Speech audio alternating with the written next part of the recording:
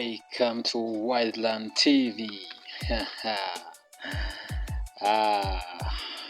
Tugushimiye cyane ko ufashe umwanya ukayoboka umurongo mugari cyangwa se umuyoboro mugari wa YouTube, kugezaho ibitekerezo byinshi cyane bigiye bitandukanye by'inyungurabwenge, ibiganiro bigiye bitandukanye by'umumaro. Muri aka kanya rero tugarukanye n'inyungurabwenge, tugiye kugaruka ku magambo atatu akomeye cyane ari mu bwenge. Ngira ngo niba ari ubwa mbere ugeze kuri iyi YouTube channel wakora subscribe kugira ngo dushyigikire, kuko tugiye kukugezaho ibintu by'ubwenge. Ndabizi neza ko utazajya utangwa kongera kugaruka umaze kumva ibi bintu tugiye kugarukaho uyu munsi. Kuvuga ngo ijambo rya mbere riri mu bwenge ni ijambo rivuga ngo umunsi watangiye kwibwira yuko umuntu cyangwa se ikintu runaka kuba ugifite bisobanuye ko ufite byose, uwo niwo munsi uzaba utangiye kubaho warabuze byose. Mu by'ukuri reka ndetse na hano ngiye gusubira muri aya magambo kugira ngo wumve neza. Umunsi watangiye kwibwira yuko kuba ufite ibintu runaka cyangwa se ufite ibintu runaka cyangwa se ufite umuntu runaka, kuba ubifite cyangwa se umufite ufite byose, uwo niwo munsi uzaba utangiye kubaho warabuze byose cyangwa se nta kintu na kimwe wifitiye. Kubera yuko mu by'ukuri ni kenshi cyane tuba twizera ibintu runaka, ariko cyangwa se abantu runaka hadaciye iminsi runaka cyangwa se hanyuma y'igihe runaka tukazasanga twaribeshye baradutengushye, cyangwa se ibyo bintu byaradutengushye bitewe n'uko abantu cyangwa se ibintu bishobora kuba byaguhinduka. Ariko icyo nakubwira ngo ahangaha, icyo nari nshatse kuvuga ngo ikintu byonyine kitazigera kigutenguha cyangwa se kitazigera kijya kure yawe ni ukwizera Imana yawe usenga byonyine. Niyo yonyine yo kwizerwa igihe cyose, kandi niyo itazigera igutenguha na rimwe. Mu byiza no mu bibi bikazakuba hafi. Naho kuvuga ngo wiringiye umwana w'umuntu cyangwa se ibintu cyangwa se ubutunzi runaka, mu by'ukuri wabyiringira ariko ukabyiringira ku kigero gitoya, no kwibwira yuko kuba ubifite cyangwa se ufite uwo muntu runaka ugira ibyo akumarira ngo ufite byose, ahangaha waba wibeshye. Iryo ni ijambo rya mbere ry'ubwenge. Tugiye kugaruka ku ijambo rya kabiri muri ryuje ubwenge. Reba ko wakoze subscribe, wafunguye n'inzogera kugira ngo ujye ukomeza ubona ibiganiro nk'ibi ngibi tugenda dukora. Nkwibutsa ko tugenda dukora ibiganiro bitandukanye by'ubujyanama, tugaruka no ku bindi bintu bitandukanye, urukundo n'ibindi byadufasha mu buzima. Ijambo rya kabiri rero nanone ry'ubwenge cyangwa se ry'inyungurabwenge riravuga ngo nk'uko winangiraga umutima ubwo nagutumiraga mu nama, ni nako bizakugendekera nutekereza kungisha inama. Ndongera nsubiremo rimwe. Nk'uko winangiraga umutima ubwo nagutumiraga mu nama, ni nako bizakugendekera nutekereza kungisha inama. Mu by'ukuri iri jambo ahangaha icyo nshatse kuvuga, cyangwa se aya magambo ubwo nayandikaga, icyo nari nshatse kuba navuga cyangwa se icyo nari ngambiriye kuba navuga ahangaha gisa naho cyumvikana ku bantu benshi. Kuvuga ngo hari igihe umuntu umukenera wenda kugira ngo runaka aguheze ibintu runaka cyangwa se mugire ibyo mufatanya kuba mwageraho.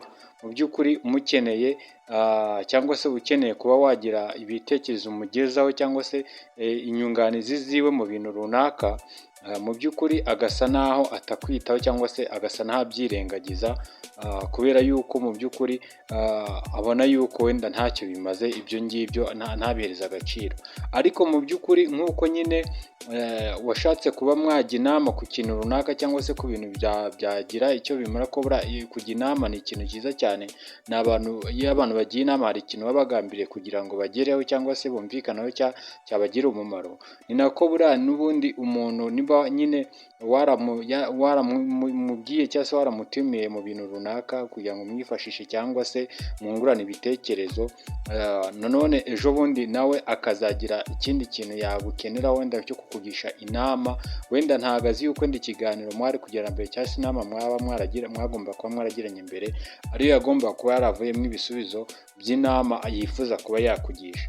Ubwo rero nanone azagira ipfunwe ry'uko nyine kuba ataritabiriye inama y'ibyo mwakoze cyangwa se mwaganiriye, nanone azagira ipfunwe ryo kuza kukugisha inama y'uko y'ibintu nyine byamugendekeye nabi cyangwa se ibintu ari kunyuramo bimugoye.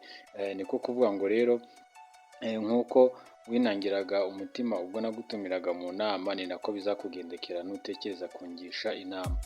Ubwo rero mu by'ukuri niyo ahangaha iri jambo uzajya uribwira umuntu mu gihe ubona yuko nyine adashaka kukwitaho kandi uzi neza ko hari igihe kizagera akaba yakenera kuba yakumva. Mu by'ukuri rero aya magambo ni amagambo akomeye cyane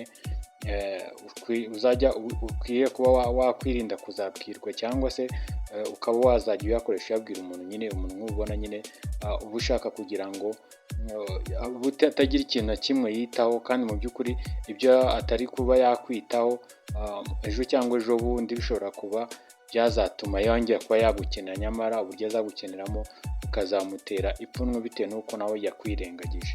Niba wari umukeneye akagutenguha, nawe ubutaha nawe azagira ipfunwe ry'uko yagukenera, kuko azaba azi yuko kugira ngo kubone biri bumugore. Ijambo rya gatatu rero rya nyuma ririmo ubwenge, ari naryo rya nyuma twari twateguye ko tugiye kujya dutegura amagambo atatu tuyakure mu kiganiro kimwe. Ijambo rya gatatu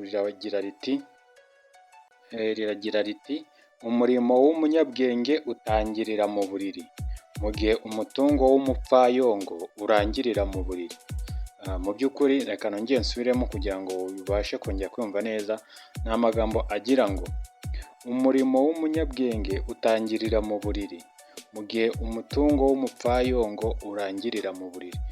Ni ukuvuga ngo ahangaha aya magambo nyandika icyo nari nshatse kuvuga sasa ahangaha rero ni iki? Ni ukuvuga ngo nyine umunyabwenge atekereza no mu gihe nyine aryamye mbere y'uko ajya gushyira mu bikorwa ibintu runaka cyangwa se ibyo agiye gukora. Ni ukuvuga ngo nyine umurimo wiwe awutangira n'igihe akiryamye, aba ari kwibaza ku bizinesi cyangwa se mu mirimo yiwe uburyo ari buyikore.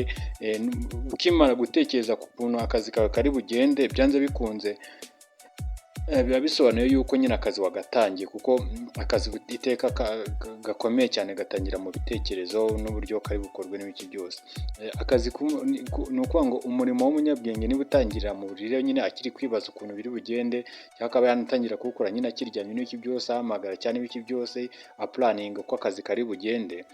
Ni ukuvuga ngo noneho umutungo w'umupfayongo urangirira mu buriri. Nawe murabyumva nyine, ukuvuga ngo nyine umupfayongo we bya bindi byose yari afite ashobora kugenda akajya kubitakaza nko ku ndaya, cyangwa se nicyo nari nshatse kuba nageranya ahangaha, akagenda akafata nyine ubutunzi cyangwa se ibyo yavunikiye byose, umutungo we akajya kuwupfusha ubusa hehe? Mu buriri, cyangwa se mu bintu bidafite umumaro. Nicyo nari nshatse kuba nageranya, kuvuga ngo urangira mu buriri. Nicyo nari nshatse kuba navuga nyine, urangira mu bitagira umumaro.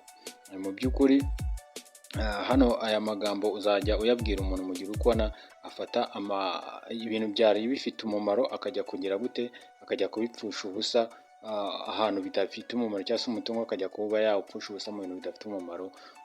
Mu gihe umuntu nyine w'umunyabwenge ibidafite umumaro cyangwa se ibyo abantu batereza agaciro, we nibyo aheraho nyine abibyaza umusaruro.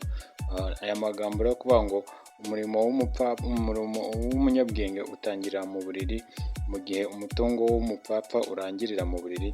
Uzajya uyakoresha mu gihe bimeze gutyo, ubona umuntu nk'uwo nyine ari atakaza imbaraga cyangwa se ubutunzi bwe ku bintu bitari bifite agaciro, mu gihe ahubwo umuntu ufite ubwenge yakaba yafata bya bintu abantu bose badaha agaciro, akaba aribwo atangira kubibyarizamo umusaruro bizamugirira umumaro no mu gihe kiri imbere.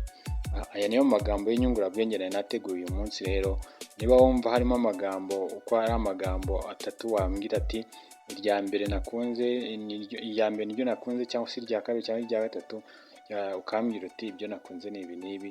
Ndagushimiye ko wafashe umwanya ukumva aya magambo nk'aya y'inyungurabwenge. Ni menshi cyane twateguye tuzagenda tubagezaho mu bice bitandukanye. Turabashimiye, mukomeze mugire amahoro y'Imana.